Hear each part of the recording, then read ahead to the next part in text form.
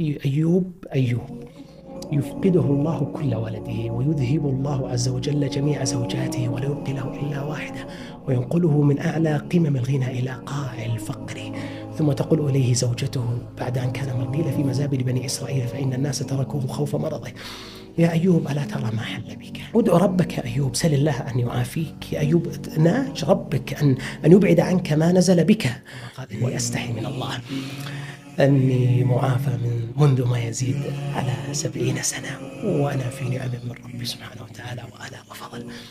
ثم جملة واحدة فقط، جملة واحدة: مسني الضر وأنت أرحم الراحمين. عبودية الوصف لله.